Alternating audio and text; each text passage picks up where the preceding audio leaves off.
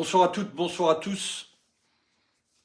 En cette soirée du lundi, nous sommes le 15 mai 2023 et je devais rebondir bien évidemment sur l'interview d'Emmanuel Macron que vous venez de visionner. Je vais attendre quelques minutes, comme je fais à mon habitude, bien que je sais que tous mes lives sont visionnés par après. Bonsoir Michel, bonsoir Jean-Marie, bonsoir Marie-France. France, quel beau prénom. Je devais bien évidemment rebondir sur l'interview d'Emmanuel Macron.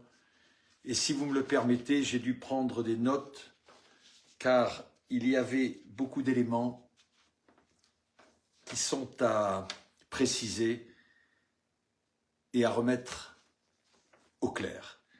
Avant, je tiens à remercier toutes celles et tous ceux qui sont venus hier à Lyon, à Oullins, participer à cet entretien exceptionnel qui s'est passé en temps réel. Tous ces gens qui se sont déplacés, certains sont même venus de l'étranger. Un échange formidable, authentique, à l'image du Rassemblement des droits de l'homme. Je ne vous cache pas que cela m'a fait énormément plaisir d'être en collectif, dans ce collectif où nous avons pu en toute transparence parler, et non pas juste parler pour parler, mais bien dessiner l'avenir pour notre pays. Beaucoup de questions m'ont été posées et les réponses ont été aussi claires et transparentes que leurs questions. Donc merci encore à toutes celles et tous ceux qui se sont déplacés. Ce n'est qu'un départ, qu'un début. Beaucoup d'autres dates vont s'échelonner et vous serez bien évidemment mis au courant au fur et à mesure. Je ne peux que vous dire à très bientôt. Je reviens sur Emmanuel Macron. Alors, il y a plusieurs éléments dont il a parlé et c'est quand même assez intéressant car mon live précédent, je m'étais adressé à Gabriel Attal et à cette secrétaire générale de la CGT qui avait littéralement récupéré certains articles du cahier des charges du Rassemblement des droits de l'homme qui n'est autre que votre cahier des charges et non celui de ce gouvernement prestataire qui dirige notre pays aujourd'hui. Emmanuel Macron a reçu ces gros porteurs, ces gros investisseurs, ces gros patrons à l'Élysée, c'est-à-dire, je vous quand même précise qu'il les a reçus chez vous, car Emmanuel Macron n'est qu'un locataire à l'Élysée, c'est vous qui en êtes les propriétaires. Il est important de le rappeler. Investissement des gros porteurs. Alors, Emmanuel Macron se fait gorge chaude de répéter à de très nombreuses reprises combien ces investisseurs vont investir. Ces milliards, ces milliards, ces milliards, qu'ils vont tous investir en France. Mais ce qui serait intéressant, c'est de connaître non pas le montant de milliards qu'ils vont investir en France, parce qu'entre vous et moi, on n'en a rien à faire. Ce qui, par contre, pertinent serait de savoir les structures fiscales derrière ces investissements. Sont-elles directement liées aux structures d'impôts qui, elles, pourraient subvenir à vos besoins, vous, travailleurs, vous qui êtes ce cœur, ces poumons de la France. Alors ces milliards que Elon Musk et tout le reste vont investir en France, mais qu'est-ce qu'on en a à faire? Alors Monsieur Macron, moi ce que je vous propose, c'est au lieu de dénoncer ces montants qui sont faramineux, alors que le quotidien d'un travailleur aujourd'hui se limite à quelques euros près, Faites-nous d'abord transparaître les structures fiscales derrière ces investissements. C'est ça que nous voulons savoir. C'est ça qui est pertinent à notre pays, non pas le montant des investissements. Et effectivement, je confirme d'ailleurs que la France est en train de devenir un paradis fiscal réservé à ses plus grosses multinationales. De sa propre bouche, il l'a dit, c'est le pays le plus convoité de ces dernières, c'est-à-dire de ces grosses multinationales. À votre avis, pourquoi? Vous savez, je ne fais que dénoncer en quelque sorte ce qui se passe devant vous, car peut-être cet éveil de conscience que vous n'avez pas encore, que vous ne réalisez peut-être pas encore aujourd'hui, est tellement vital à la survie de notre pays. On vous met un interview sur TF1 où vous voyez Emmanuel Macron assis dans un des salons de l'Élysée, en train de parler encore et toujours de ces gros porteurs, de celles et de ceux qui l'ont mise en place. N'est-il pas paradoxal, quelques jours auparavant, Gabriel Attal se disait qu'il allait monter une cellule d'espionnage contre ses propres investisseurs, celles et ceux qu'Emmanuel Macron dit « Nous, notre pays, nous allons les recevoir les bras ouverts ». N'y a-t-il pas un paradoxe? Un de ses ministres, il y a 4 jours, confirme qu'une cellule d'espionnage va être mise en place contre ces gros porteurs. 4 jours après, son patron, Emmanuel Macron, invite à l'Élysée tous ces gros porteurs en leur disant « La France est votre pays et vous pouvez en faire ce que vous voulez ». Leur a-t-il dit aussi qu'ils allaient les espionner au même moment où ils investissent dans ce pays? Alors à votre avis, est-ce que cela a du sens? Une fois de plus, n'est-il pas plus important de connaître les structures fiscales derrière ces investissements, c'est-à-dire les impôts que ces gros porteurs vont payer en France? Car à ce jour, ils sont néant, zéro.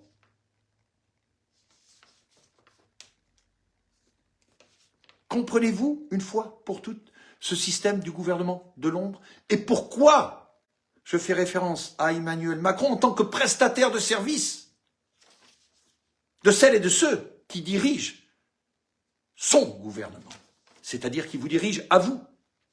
Le Rassemblement des droits de l'homme est la seule entité gouvernementale à ce jour, effectivement, pas officielle, mais tellement officieuse, qui peut défaire ce système uniquement si vous vous rassemblez autour de cette entité, avec moi, à mes côtés.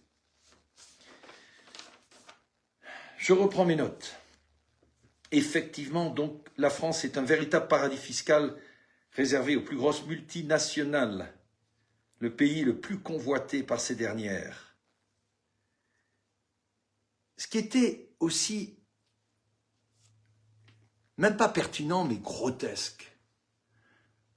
Le journaliste lui a demandé « Mais ne serait-il pas important quand même, Monsieur Macron, que vous demandiez à ces gros porteurs d'augmenter les salaires des salariés en France ?» Sa réponse: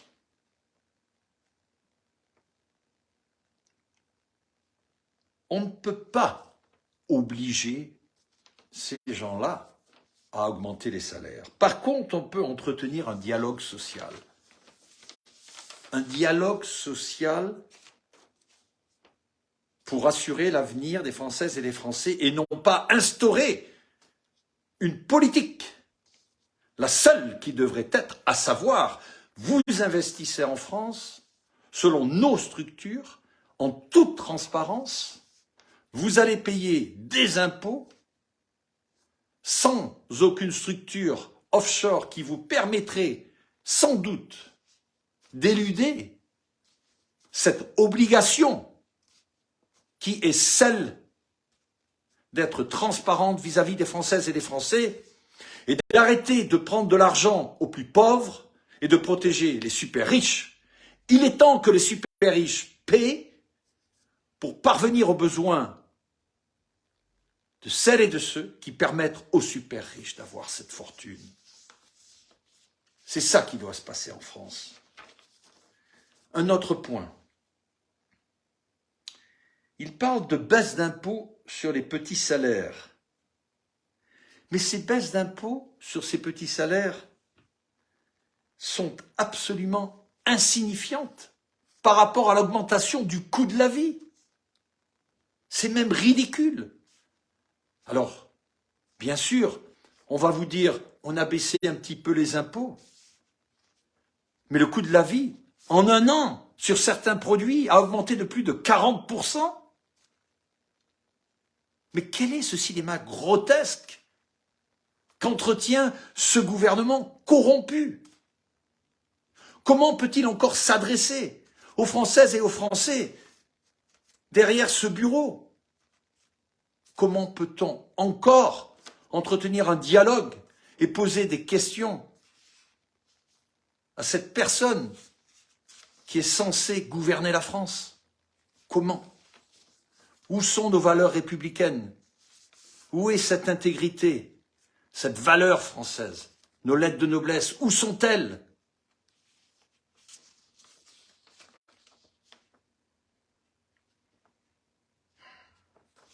Effectivement, totalement insignifiantes, ces baisses d'impôts. Alors maintenant, on va parler de l'Ukraine. Il a reçu, hier, le président de l'Ukraine, qui lui vient, non pas quémander, mais vient récupérer, dans chaque pays de l'Europe, son dû. Parce que c'est ainsi qu'il le voit. Son dû. Mais sachez que son dû, c'est votre argent. C'est votre argent. Ces chars, ces armes, tout l'armement qu'on leur fournit, qu'on lui fournit, pour se battre contre quoi et contre qui? Pour se battre contre quoi et contre qui? Est-ce que la Russie, est-ce que M. Vladimir Poutine a une seule fois menacé la France? Par contre, on récupère une partie de vos impôts pour alimenter l'armement dans le pays de l'Ukraine. Mais entre vous et moi, qu'est-ce que vous avez à faire de l'Ukraine?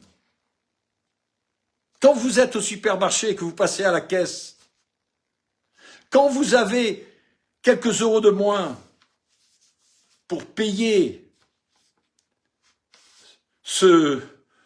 cette facture qu'on vous présente à Carrefour, quand vous avez dit non à votre enfant qui voulait lui peut-être une glace, quelque chose en plus, non je peux pas. Alors moi je vous propose une chose. Allez au supermarché, allez à Auchan, allez à Carrefour, d'ailleurs c'est la propriété de la famille Muliez, des gros porteurs français aussi. Alors moi, je vous propose une chose, pour alléger votre facture. Quand vous arrivez à la caisse, vous savez ce que vous allez leur dire? Déjà, vous allez remplir votre caddie de tout ce que vous voulez. Tout ce qui vous fait plaisir. Mais alors vraiment tout ce qui vous fait plaisir. Mais par contre, dans votre portefeuille, vous allez garder la même somme qui était réservée pour un tout petit caddie. Et au moment de payer, vous allez tout simplement dire à la caissière, vous savez quoi? Appelez votre patron, la famille Bliez, et dites-leur que le solde, que le président de l'Ukraine le paie. Ah, c'est normal. On a pris votre argent pour aller tuer, sans doute, probablement même, certainement même, des innocents avec votre argent, mais par contre, vous n'avez pas la possibilité de vous remplir un caddie. Alors c'est très simple. Ce serait peut-être une nouvelle approche de faire son marché, d'arriver aux caisses et de dire, bien, écoutez, sur un montant de 148 €, j'ai que 60 €, donc le restant, adressez-vous au président de l'Ukraine, il se fera un plaisir de vous faire un virement de l'Ukraine. C'est une bonne solution, non? Je pense que ce serait sans doute la meilleure des solutions à l'heure actuelle. Faites-le! Faites-le. Et s'il vous refuse, peut-être que le gouvernement français vous fera un prêt. Moi, je pense qu'Emmanuel Macron pourrait prendre votre appel. Et à ce moment-là, vous pourrez lui dire, écoute, mon bon Emmanuel, tu as reçu ce président il y a quelques jours dans tes bureaux, dans mes bureaux, tu lui as donné encore quelques milliards d'euros de mon argent. Je suis plus redevable, moi, à la caisse. Moi, je dois manger. Moi, je travaille. Moi, je travaille pas pour aller alimenter l'armement en Ukraine. Je travaille pour alimenter ma famille. Et je peux pas aujourd'hui parvenir à ses besoins. Alors on en a ras-le-bol de ton Ukraine, on en a ras-le-bol de tes multinationales, on en a ras-le-bol de ce système corrompu.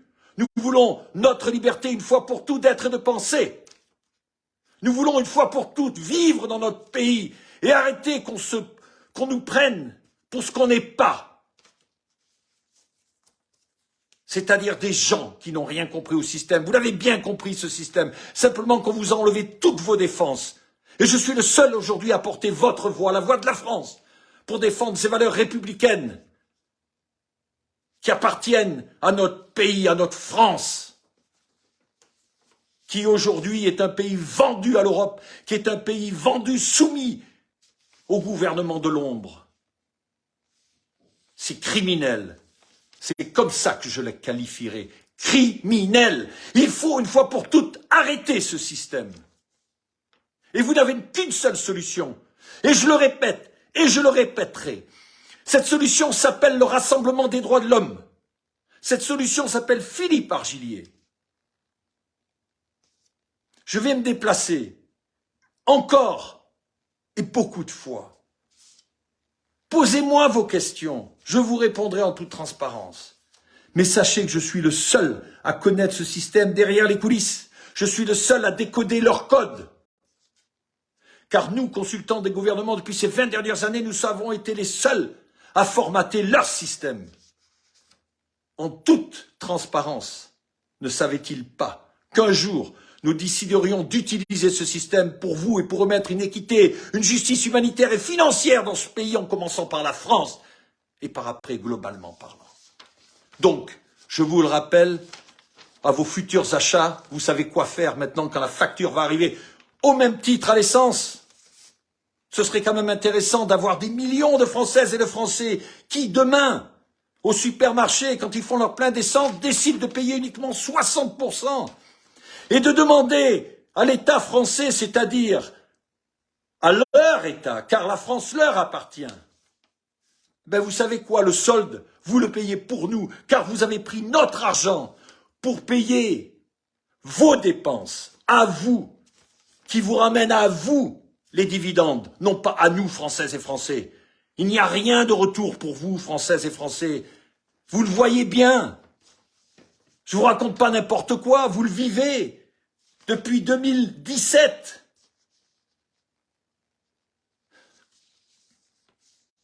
Vous le vivez depuis 2017. Je ne vais pas revenir en arrière sur ces gilets jaunes qui étaient dans la rue pour une essence à 1,65 €. C'était la fin du monde. Aujourd'hui, on est à 2 € et encore, on est heureux qu'elle soit à 2 €. Vous ne comprenez pas cette manipulation? Vous ne la comprenez pas une fois pour toutes? Arrêtez d'adhérer à ces syndicats qui ne feront rien pour vous. Ils n'ont qu'un pouvoir, ni la CGT, ni la FO. Aucun parti politique peut faire quoi que ce soit. C'est le même système qui perdure. Rien ne pourra se faire si vous n'avez pas cet éveil de conscience et si une fois pour toutes vous prenez la bonne décision. Oui, trop beau pour être vrai. Ben voyez, c'est ainsi. Mais le seul souci, c'est que il n'est pas trop beau. C'est pas trop beau pour être vrai. Effectivement, le RDH existe et il est trop beau et il est vrai. Ne cherchez pas à comprendre pourquoi nous sommes là pour vous aider. Il en est ainsi. Peu importe les moyens. Le principal pour vous, n'est-il pas de retrouver votre liberté d'être et de penser et surtout de retrouver votre puissance financière? Vous pouvez enfin vivre dans votre pays et non pas être là, des misérables dans un supermarché en train d'essayer de gratter quelques euros et de dire non à son enfant parce qu'il a envie d'une glace ou de quelque chose en particulier. Mais sommes-nous dans un pays du tiers-monde? Je vous rappelle que la France est un des pays les plus riches au monde. Mais c'est un des pays qui a le plus de relations directes avec ce système en place, dont nous, consultants de gouvernement, faisons référence au gouvernement de l'ombre. Je continue. Donc, aider l'Ukraine à résister, c'est ce qu'il a dit. Mais n'est-il pas temps d'aider la France à résister, avant tout, à résister à ce système corrompu, à résister à ne pas pouvoir payer un simple caddie au supermarché, à résister à réfléchir à 10 fois avant de prendre sa voiture parce que le coût de l'essence? N'est-il pas temps de mettre en place un système pour résister au système corrompu qui vous dirige? Mais qu'est-ce qu'on se fout de l'Ukraine? Et en plus, de l'argent pour l'armée, pour tuer, parce que l'armée c'est tuer, point barre. C'est pas pour apporter un bouquet de fleurs. Alors, réfléchissez au premier degré. Vous avez une famille, vous avez une femme, vous avez des enfants. Mais vous avez une chance aujourd'hui, c'est que vous n'avez pas les militaires qui vont vous mitrailler, qui vont vous tuer, vous démembrer, vous violer. Mais c'est ce qui se passe de l'autre côté. Alors sachez que chaque centime de chaque euro qui part pour l'Ukraine, c'est pour tuer. Et si cette personne qu'on tuait était un être cher à vous, si cette personne était votre femme ou votre époux, votre sœur, votre frère, votre mère, votre père, votre gosse, de quoi nous nous mêlons? Les chars ne sont pas des tracteurs qui emmènent des pots de fleurs. Les chars emmènent des bombes pour tuer. De quel droit pouvons-nous tuer? En quel nom? En quel nom? C'est révoltant. Révoltant. Vous devez vous révolter contre cela. Vous devez le faire. Car si vous ne le faites pas, vous êtes en quelque sorte des collaborateurs. Et je sais que vous ne l'êtes pas. Je n'en doute pas une seule minute, mais vous êtes pris dans un système de panique, y compris avec la Covid qu'on vous a mis devant le nez. On vous a bâillonné, on vous a confiné, on vous a menacé, on vous a dit attention, vous sortez, mais si vous n'êtes pas injecté, vous allez infecter les autres. Mais comment? Comment peut-on encore vivre dans ce pays d'une façon, de la sorte?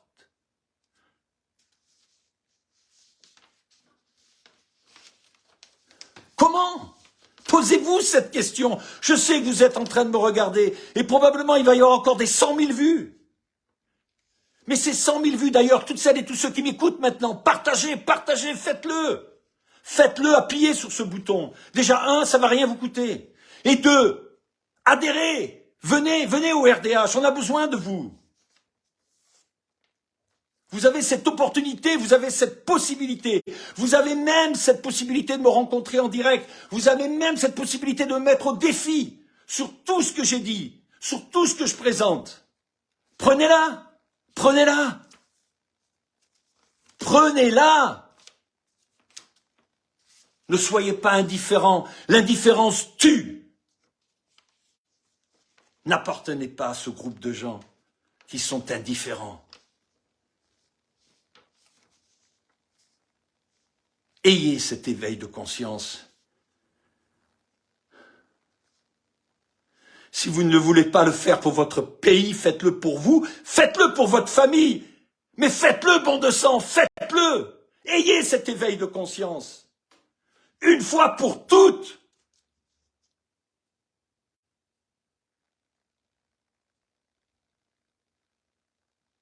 On vous a obligé de vous faire injecter. Des millions de personnes sont mortes à cause de cela. Ce système tue. Je le dénonce. Je valide ce que je dis. Chaque lettre de chaque mot. Et je suis le seul à pouvoir défaire ce système corrompu. Le seul. Mais j'ai besoin de votre aide. J'ai besoin de vous, car seul je ne pourrai pas le faire. Je suis le seul à avoir les données pour défaire ce système.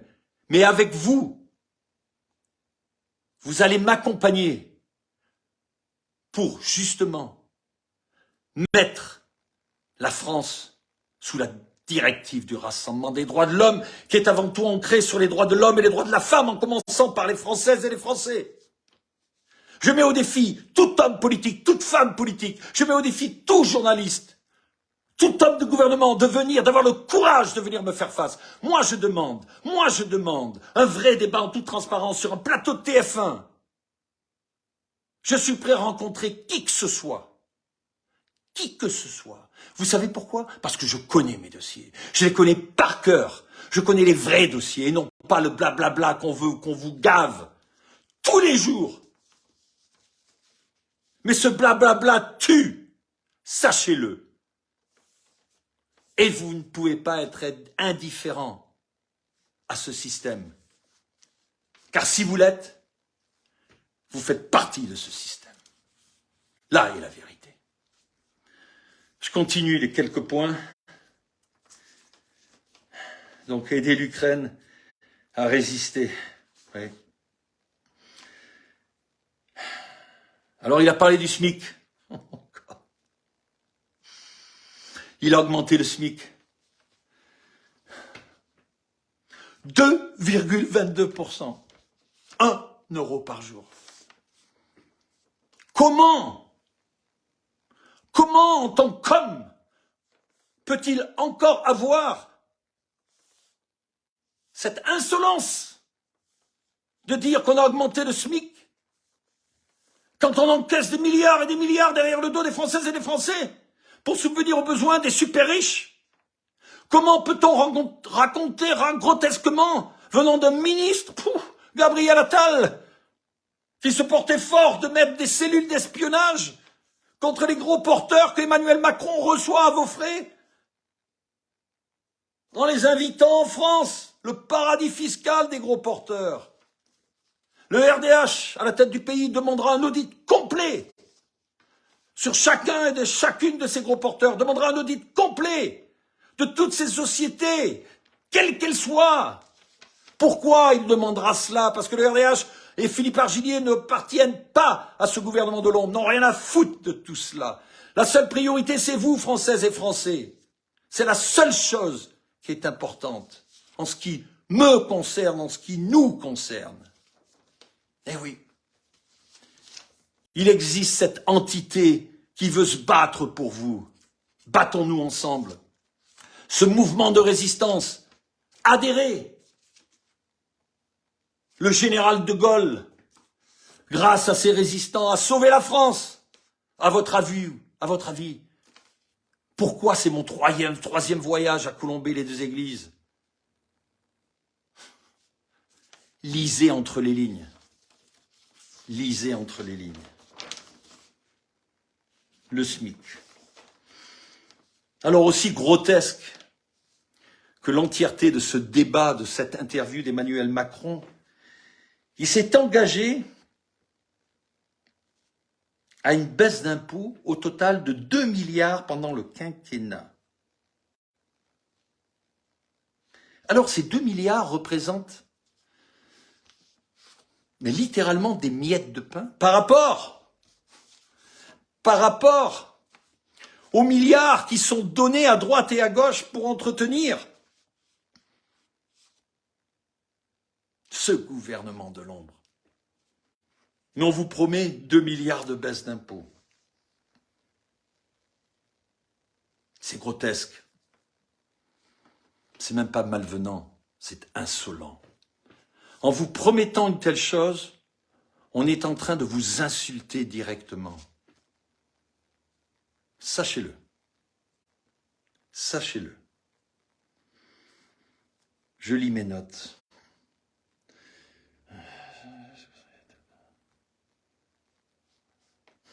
Oui. Vous savez, les 2 milliards, on revient aux caisses de Carrefour. Juste, sur le sujet de l'Ukraine, que le président ukrainien nous redonne déjà tous ces milliards. Je pense que ce serait équitable. Je pense que ce serait équitable. Si Philippe Argilier avait été à la tête de l'État, je peux vous dire une chose, je ne pense pas que le président ukrainien aurait mis les pieds en France, ça je peux vous le dire. Ce système serait à terre en quelques semaines, peut-être moins même. Et c'est la raison pour laquelle, d'ailleurs, j'ai proposé, et je le répète, si je venais être à la tête du pays, ce serait uniquement que pour 36 mois. J'ai pas besoin de plus de temps, je refuse même ce quinquennat. Vous aurez même la possibilité de faire un référendum, jour anniversaire de la 3e année, à voir si oui ou non le RDH a tenu ses engagements, et si c'était pas le cas, vous aurez la possibilité de nous mettre dehors. Qu'est-ce que vous avez à perdre? Mais qu'est-ce que vous avez à perdre? C'est vrai, c'est vrai. Et encore aujourd'hui, je suis totalement méconnu de la plupart des Françaises et des Français. Peut-être 2 millions de personnes en France me connaissent. Parce qu'on me censure. Je suis la personne la plus censurée de l'histoire de notre pays. Le RDH est l'entité la plus censurée qui n'ait jamais été. À votre avis, pourquoi? J'étais au Claridge avec certains dossiers sensibles. Je ne vais pas dire tous les dossiers, mais certains dossiers sensibles où je mettais à disposition aux journalistes. Personne n'est venu, personne n'a voulu le voir. Ça n'a fait que valider la force de frappe irréfutable du gouvernement qui s'appelle le Rassemblement des droits de l'homme, dont je suis le chef d'État. Et au travers du RDH, je suis la voix de la France. Je suis votre voix. Je suis votre garant de votre liberté d'être et de penser. Je suis le seul, et je mets au défi qui que ce soit en France, de venir me rencontrer, mais en direct, en toute transparence, devant vous, Françaises et Français, devant un plateau TF1. Et là, on commencera à régler les comptes, vos comptes, en votre faveur.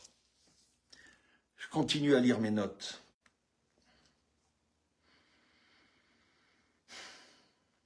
Emmanuel Macron demande des efforts collectifs. Oh God. Des efforts collectifs. Des efforts collectifs, oui. Des efforts collectifs à entretenir des accords géopolitiques qui ne représentent rien pour les Françaises et les Français. Ne voulez-vous pas mettre une fois pour toutes, mettre fin à ces efforts collectifs, pour une fois pour toutes, recevoir d'abord votre dû, et hors de question de vous faire travailler 2 années de plus pour qui et pourquoi. Il a précisé que c'était cette réforme de retraite qu'il a imposée, c'était pour créer plus de richesse. Plus de richesse. Mais de richesse pour qui? Plus de richesse.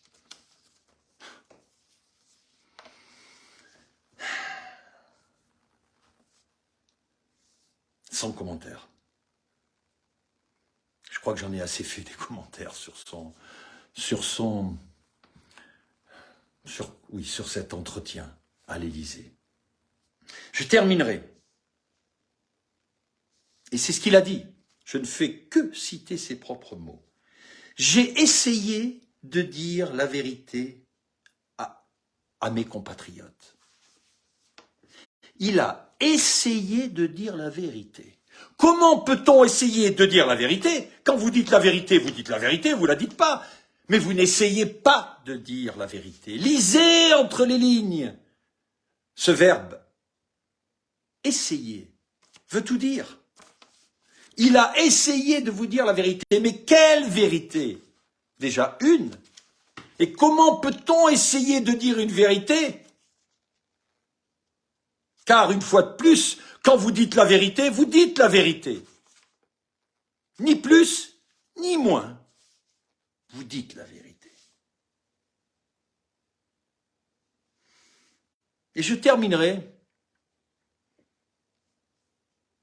sur ce que ce journaliste de TF1 a dit, lui a demandé, lui a même pas demandé, il a dit Vous êtes méprisant. Les Français pensent que vous êtes méprisant. Et il lui a demandé, que pensez-vous de cela? Sa réponse a été très claire. Il a dit, méprisant, c'est de mentir. Il a bien validé qu'il était méprisant. Effectivement, ce système est aussi méprisant qu'il représente au travers de son travail de prestataire de service. Je termine ce live.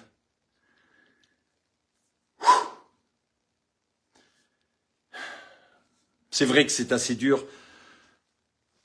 parfois de me contenir car c'est émotionnel aussi. Et vous savez pourquoi c'est émotionnel? Et je vais peut-être rendre mal à l'aise certains et certaines parce que je vous aime. C'est dur d'être aimé.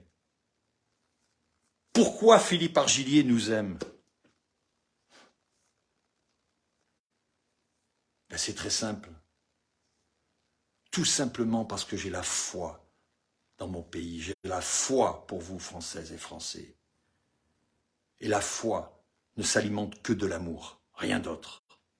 Rien d'autre. Je vous souhaite une excellente nuit. Authentiquement, je vous souhaite vraiment une excellente nuit. Et sachez, plus que jamais, que le Rassemblement des droits de l'homme est à vos côtés. Particulièrement aussi quand vous dormez.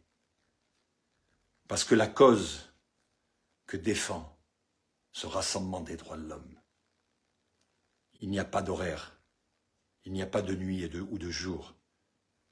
C'est une cause permanente.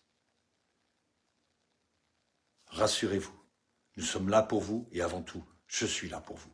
Une excellente nuit. Au revoir.